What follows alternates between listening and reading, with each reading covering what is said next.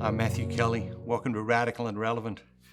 Today, we discover the core, the essence of the servant leadership concept.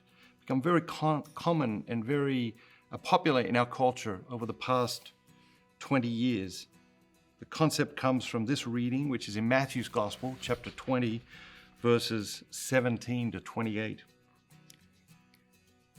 And as Jesus was going up to Jerusalem, he took the 12 disciples aside, and on the way he said to them, "Behold, you are going up to Jerusalem, and the Son of Man will be delivered to the chief priests and scribes, and they will condemn him to death, and deliver him to the Gentiles to be mocked and scourged and crucified, and he will be raised on the third day."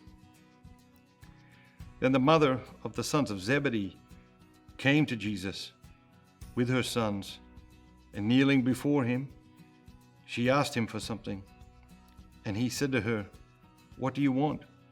She said to him, "Command that these two sons of mine may sit, one at your right hand and the other at your left, in your kingdom."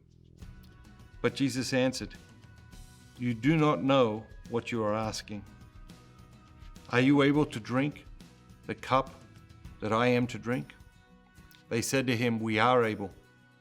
He said to them, "You will drink my cup, but to sit at my right hand and at my left hand is not mine to give, but it is for those for whom it has been prepared by my Father."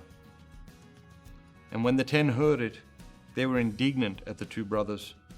But Jesus called them and said to them, "You know that the rulers of the Gentiles lord it over them, and their great men exercise authority over them. It shall not be so among you, but whoever would be great among you must be your servant, and whoever would be first among you must be your slave, even as the Son of Man came not to be served, but to serve, and to give his life as a ransom for many."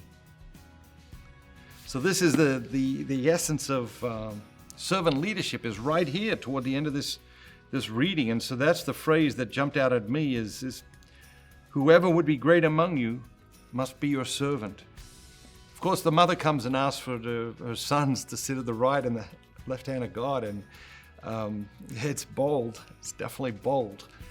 And as Jesus said, you don't know what you're asking for. You don't know what is required to walk that path. And then he says something interesting. He says, "It's not for me to give," and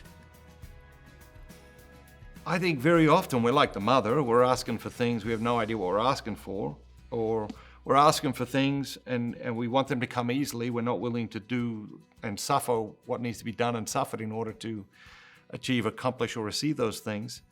And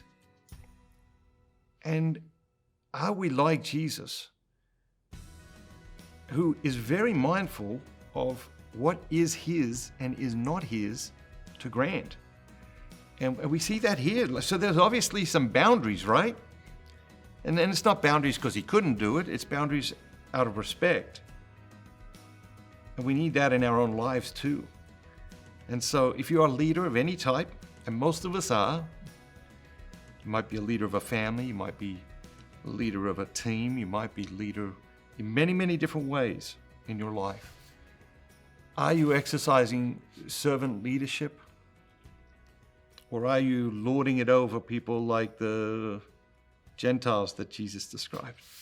God bless you. Have an amazing day. And remember, don't just be yourself. Be the very best version of yourself, all that God created you to be.